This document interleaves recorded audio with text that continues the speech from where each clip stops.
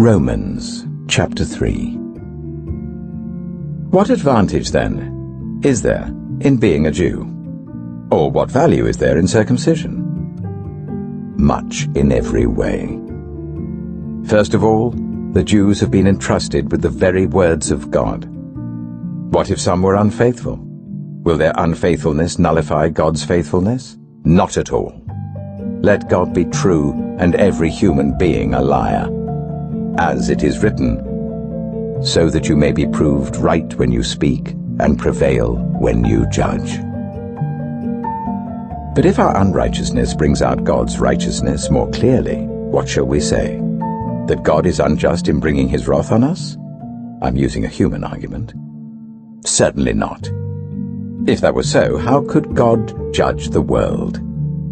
Someone might argue, if my falsehood enhances God's truthfulness and so increases his glory, why am I still condemned as a sinner? Why not say, as some slanderously claim that we say, let us do evil that good may result? Their condemnation is just. What shall we conclude then? Do we have any advantage? Not at all. For we have already made the charge that Jews and Gentiles alike are all under the power of sin. As it is written, there is no one righteous, not even one. There is no one who understands, there is no one who seeks God. All have turned away, they have together become worthless. There is no one who does good, not even one.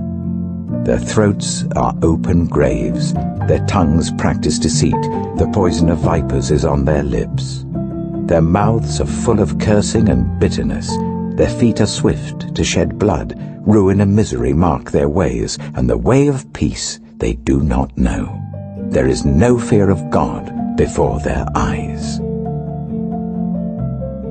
Now, we know that whatever the law says, it says to those who are under the law, so that every mouth may be silenced and the whole world held accountable to God.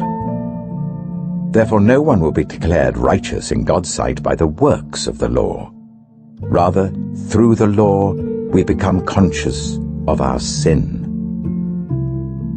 But now, apart from the law, the righteousness of God has been made known, to which the law and the prophets testify. This righteousness is given through faith in Jesus Christ to all who believe.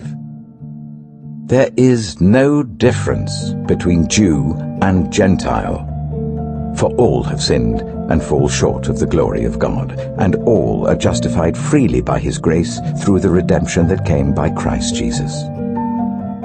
God presented Christ as a sacrifice of atonement through the shedding of his blood, to be received by faith. He did this to demonstrate his righteousness, because in his forbearance he had left the sins committed beforehand unpunished. He did it to demonstrate his righteousness at the present time, so as to be just and the one who justifies those who have faith in Jesus. Where then is boasting? It is excluded. Because of what law? The law that requires works? No. Because of the law that requires faith. For we maintain that a person is justified by faith apart from the works of the law.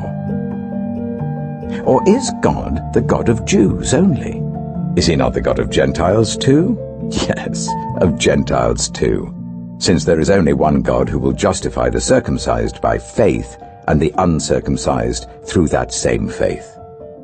Do we then nullify the law by this faith? Not at all. Rather, we uphold the law.